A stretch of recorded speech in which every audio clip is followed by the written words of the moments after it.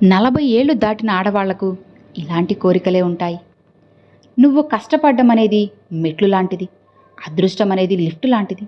కొన్నిసార్లు లిఫ్ట్ విఫలం కావచ్చు, కానీ మెట్లు ఎప్పుడూ మనల్ని పైకి తీసుకునే వెళ్తాయి. అభిమానం అప్పు లాంటిది, దాన్ని ఎప్పుడూ చెల్లిస్తూనే ఉండాలి. గౌరవం సంపద లాంటిది, దాన్ని ఎప్పుడూ కూడా నువ్వు సంపాదిస్తూనే ఉండాలి. నిజమే కదా? ఒక్కసారి దెబ్బతింటేనే కదా తెలుస్తుంది నీలో ఎంత ధైర్యం ఉందో. ఒక్కసారి తప్పు చేస్తేనే కదా తెలుస్తుంది నీవు ఇంకా ఎంత నేర్చుకోవాలో. ఒకసారి ఓడిన తర్వాతే తెలుస్తుంది అసలు నువ్వు ఎలా గెలవగలవో అని. అవునా? అన్నీ కూడా జాగ్రత్తగా గమనించు. మనిషి గురించి నువ్వు తెలుసుకోవాలి అంటే డబ్బు లేకుండా నువ్వు ఒక్కరోజు బ్రతికి చూడు. అన్ని సంబంధాలు, బంధాలు అన్నీ కూడా వాటంతట అవే బయటపడతాయి. మనిషికి నాలుక ఒకటే, చెవులు మాత్రం 2 ఎందుకు? అంటే తక్కువగా మాట్లాడి ఎక్కువగా వినమని అర్థం. ఒక మనిషి మనసులో ఏముందో ఆ భగవంతుడికే తెలియదు. మామూలు మనుషులం, అసలు మనకేం తెలుస్తుంది? మధ్యతరగతి వాళ్ళ ఇంటి కప్పు అందంగానే ఉంటుంది. లోపల ఉన్న కోపాలు, కన్నీళ్లు, బాధలు, బాధ్యతలు ఎవ్వరికీ కనిపించవు. అది మోసేవాడికి మాత్రమే తెలుస్తుంది. చూసేవాళ్ళకి ఏం తెలుస్తుంది చెప్పు? ప్రకృతిని, పడతిని ప్రశాంతంగా ఉండనివ్వండి. ప్రకృతిని ప్రశ్నించి ప్రళయాన్ని తెచ్చుకోవడం, పడతిని హింసించి పాపాన్ని మూటకట్టుకోవడం లోకానికి అంత మంచిది కాదు అని మీరు తెలుసుకోండి. కావలసిన దాన్ని పొందడం కోసం కొన్ని వదులుకున్నా పర్వాలేదు, కానీ కాలంతో పయనించే నీ జీవితాన్ని మాత్రం నువ్వు పొరపాటున కూడా ఎప్పటికీ అస్సలు కోల్పోవద్దు. నీ కష్టం ఎలా బ్రతకాలో నేర్పిస్తుంది, మరి నష్టం నువ్వు ఎవరిని నమ్మాలో నమ్మకూడదో కూడా నేర్పుతుంది. 10 మంది దగ్గర మంచిగా గుర్తింపు వస్తే ఆ సంతోషం ఎంతకాలం ఉంటుందో తెలియదు, కానీ ఒక్కరి దగ్గర చెడుగా నువ్వు మార్కు వేసుకుంటే జీవితమంతా ఆ బాధ అనేది నిన్ను వెంటాడుతూనే ఉంటుంది. నిజమే కదా? ఇంట్లో నుంచి బయటికి వెళ్ళేటప్పుడు మెదడుని తీసుకువెళ్ళు.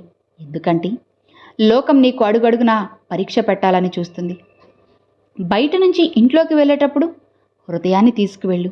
ఎందుకంటే నీ కుటుంబం నీకు కొండంత ప్రేమను పంచాలని నీకోసం ఆశగా ఎదురు చూస్తూ ఉంటుంది. కాబట్టి విజయం పొందినప్పుడు మెండుగా వచ్చే మెప్పులు అవసరం లేదు. మనకి ఓటమి పాలైనప్పుడు అరుదుగా ఇచ్చే చేయూత మనకి ఖచ్చితంగా కావాల్సిందే. సమాజంలో నువ్వు బ్రతకాలంటే వేటాడే సింహంలో అయినా ఉండాలి, లేదా పరిగెత్తే గుర్రంలో అయినా ఉండాలి. లేకపోతే నిన్ను అమాంతం తొక్కేస్తారు. జాగ్రత్తగా ఉండు. మనల్ని విమర్శించే వారందరూ తక్కువ స్థాయి, తక్కువ సామర్థ్యం ఉండేవారని నువ్వు గుర్తుపెట్టుకో. ఎక్కువ స్థాయి, ఎక్కువ సామర్థ్యం ఉన్నవారు మందలిస్తారు, సలహాలు ఇస్తారు, అంతే. మనతో చెప్పుకోలేనంత మాత్రాన మన వాళ్ళు ఆనందంగా ఉన్నట్లు కాదు. చెప్పుకోలేని బాధలు భరిస్తూ, చెప్పుకున్నా తీరని భయాలతో నలిగిపోతూ పైకి మాత్రం నవ్వుతూ ఉన్నారేమో ఒక్కసారి గ్రహించండి, ఆలోచించండి, తెలుస్తుంది. ఇంతకుముందు డ్రామాలు, నాటకాలు ఆడేవారు, ఊర్లోకి వచ్చి వేసి వెంటనే వెళ్ళిపోయేవారు. కానేమి ఇప్పుడేమో జీవితంలోకి వచ్చి వెళ్తున్నారు. వారి మాట ఓ నటన, వారి నవ్వు ఓ నాటకం, వారు చేసే ప్రతిదీ ఓ డ్రామానే. ఇలాంటి వారి వల్లే మనుషులపై నమ్మకం, ప్రేమాభిమానాలు ఏవీ లేకుండా పూర్తిగా అంతరించిపోతున్నాయి. నీ మనసుకు నచ్చిన నిర్ణయం తీసుకో, కానీ ఆ నిర్ణయానికి భవిష్యత్తులో ఇంకెప్పుడూ కూడా నువ్వు బాధపడకుండా ఉండేలా నువ్వు చూసుకోవాలి. ప్రతి మనిషి బయటికి కనపడిని ఒక బరువుని మోస్తూ ఉంటాడు. ఆ బరువు పేరే కదా జ్ఞాపకం అంటే. ఎప్పుడూ కూడా చాలా జాగ్రత్త. మాట్లాడే మాట జాగ్రత్త, దాచుకోలేని ప్రేమ జాగ్రత్త, అనవసరమైన కోపం జాగ్రత్త, మళ్ళీ తిరిగి రాని ఈ క్షణం జాగ్రత్త. అన్నీ తెలిసినా ఏమీ తెలియని వాడిలా ఉండాలి. కొండంత తెలిసినా రవ్వంత తెలిసిన వాడిలా ఉండాలి. శక్తిమంతుడిగా ఉన్నా శక్తిహీనుడిగా నటించాలి. తక్కువగా మాట్లాడాలి, ఎక్కువగా నేర్చుకోవాలి. ఇతరులకి చెప్పాలన్న శ్రద్ధ కంటే తాను నేర్చుకోవాలన్న శ్రద్ధ ఉండాలి. అప్పుడే నువ్వు శాంతిగా బ్రతుకుతావు. పరమశాంతిలో నువ్వు నిలుస్తావు కూడా. భయం లేని రోజునే స్వేచ్ఛగా విహరించగలం, జీవించగలం. జరిగేది ఎలా అయినా జరుగుతుంది, జరగనిది ఎంత ప్రయత్నించినా జరగదు. ఇది సత్యం. అందుకే భయాన్ని భయపెట్టేలా బ్రతుకుదాం. చావు కంటే భయమే పెద్ద చావు. బ్రతకడం గొప్ప కాదు, భయం లేకుండా బ్రతకడమే బ్రతుకుకి అభయంలాగా ఉంటుంది. జీవితంలో ఎంత ముందుకు వెళ్ళినా కొన్ని విషయాలు మాత్రం అస్సలు అంతు చిక్కవు.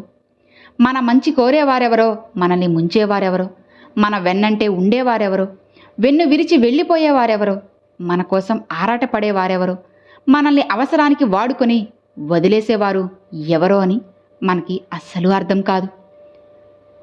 నువ్వు పడుతున్న బాధలు అసలు ఎవ్వరికీ అవసరం లేదు. నీ కనుల వెనుక ఉన్న కన్నీళ్లు ఎవ్వరికీ పట్టవు. నీ మనసుకి అయిన గాయాలు అసలు ఎవ్వరికీ అవసరం లేదు. కానీ నీ వల్ల ఒక్క తప్పు జరిగితే మాత్రం 100 నోర్లు మాట్లాడతాయి. అదే జీవితం అంటే. ఉన్నదాన్ని కొనడంలో కన్నా లేనిదాన్ని కనుగొనడంలోనే ఆనందం ఉంటుంది. ఆ ఆనందాన్ని నువ్వు అస్సలు పొరపాటున కూడా వదులుకోకు. స్థానం నిలబడాలి, స్థాయి కనబడాలి. ఈ 2 ఉండాలంటే నువ్వు ఖచ్చితంగా కష్టపడాలి. గెలవగలిగేవాడు గెలుపు మీద దృష్టి పెడతాడు. ఓడిపోయినవాడు గెలిచిన వాడి మీద దృష్టి పెడతాడు. ఒక ప్రణాళిక అంటూ లేకుండా పనిచేస్తే లక్ష్యం సిద్ధించదు. నీ దగ్గర ఎన్ని ప్రణాళికలు ఉన్నా నువ్వు వాటిని అమలు చేయకపోతే ఆ ప్రణాళికలు ఎందుకు పనికిరావు. గుర్తుపెట్టుకో, నీకున్న దాన్ని నువ్వు బాగుంది అని ఒప్పుకోనంత వరకు నువ్వు ఆనందకరమైన జీవితాన్ని అస్సలు గడపలేవు. తమ జీవితంలో చీకటిని ఎక్కువగా చూసిన వారు ఇతరులకు ఎక్కువ వెలుగునివ్వాలని చూస్తారు. ఆస్తి ఉన్నవారు ధనం పంచగలరు, గుణం ఉన్నవారు హృదయం పంచగలరు. పంచిన ధనం ఆ రోజుకు ఖర్చయిపోతుంది, కానీ పంచిన హృదయం అనేది జీవితాంతం నీతోనే మిగిలిపోతుంది. ఒక మంచివాడు పతనమయ్యాడు అంటే ఎంతోమంది చెడ్డవాళ్ళు ఒక్కటే ఉండాలి. అవసరాన్ని బట్టి భజన, అవకాశాన్ని బట్టి దెబ్బ కొట్టేవాళ్ళు మన చుట్టూ బోలెడంత మంది ఉన్నారు. జాగ్రత్తగా ఉండు. రిలేషన్షిప్ ఎంత గొప్పదైనప్పటికీ ఏదో ఒక మొహమాటం ఉంటుంది. కానీ ఎలాంటి మొహమాటం లేకుండా కష్టమైన సుఖమైన పంచుకునేది ఫ్రెండ్షిప్ మాత్రమే. అది ఒక్కటే కదా. 40 ఏళ్లు దాటిన ఆడవాళ్ళు తమ కుటుంబ ఆదాయం పెంచాలనే కోరికతో ఉంటారు. ఈ వయసులోని ఆడవారు పిల్లల మీద బాధ్యతతో పాటు భర్తకి కూడా ఎన్నో విషయాల్లో సాయంగా ఉంటారు. కాబట్టి ప్రతి భర్త తన భార్యకు ఏకాంత సమయాన్ని గడిపే అవకాశం ఖచ్చితంగా వాళ్ళు ఇచ్చే తీరాలి. అప్పుడే వాళ్ళ జీవితం సంతోషంగా ఉండగలదు. గుర్తుపెట్టుకో, సంకల్పం ముందు వైకల్యం ఎంత, ఆరాటం ముందు పోరాటం ఎంత, దృఢచితం ముందు దురదృష్టం ఎంత, ఎదురీత ముందు విధిరాత ఎంత చెప్పు. ఈ విషయాల్ని అస్సలు మర్చిపోకు. నీ గమ్యం అనేది ఎప్పుడూ స్థిరంగా ఉండాలి. నీ మార్గం ఖచ్చితంగా నిర్ణయించుకోవాలి. నీ ప్రయత్నం రాజీ లేని ధోరణిలో సాగాలి. అప్పుడే కదా విజయం అనేది నీ సొంతమవుతుంది, నీదవుతుంది. తేనెటీగ మకరందాన్ని గ్రహించేటప్పుడు ఎంతలా ఆస్వాదిస్తూ గ్రహిస్తుందో, నీవు చేసే పనిని కూడా ఆ విధంగానే ఆస్వాదిస్తూ చేస్తే ఖచ్చితంగా విజయం వస్తుంది. విజయం నీ వాకిట ముందు నిలబడుతుంది. ఎవరు ఎంత చనువు ఇచ్చినప్పటికీ నీ హద్దుల్లోనే నువ్వు ఉండాలి. ఎందుకంటే కెరటాలు తీరాన్ని తాకితే వినోదం దాటితే విధ్వంసం అవుతుంది. ఎదుటి వాళ్ళు ఇచ్చే గౌరవం నీ గొప్పతనంగా భావించకూడదు.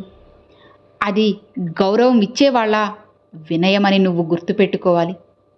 గుర్తుంచుకో, బంధాలు నిలవాలంటే క్షమించే గుణం ఉండాలి. బంధుత్వాలు నిలవాలంటే గౌరవించే గుణం ఉండాలి. ప్రేమ నిలవాలంటే నమ్మకం ఉండాలి. నలుగురితో కలిసి ఉండాలంటే చిన్న చిరునవ్వుతో పలకరింపు ఉండాలి. ఇందులో నువ్వు ఏది నిర్లక్ష్యం చేసినా ఆ బంధం అనేది అస్సలు ఇసుమంతా కూడా బలం లేకుండా పోతుంది. ఈ విషయాన్ని అస్సలు మర్చిపోకు. జాగ్రత్తగా నీ మనసులో పెట్టుకుంటేనే అది జీవితాంతం నీకు గుర్తుంటుంది. నీ బంధం కూడా బాగుంటుంది. అర్థమైంది కదా? Thanks for watching friends.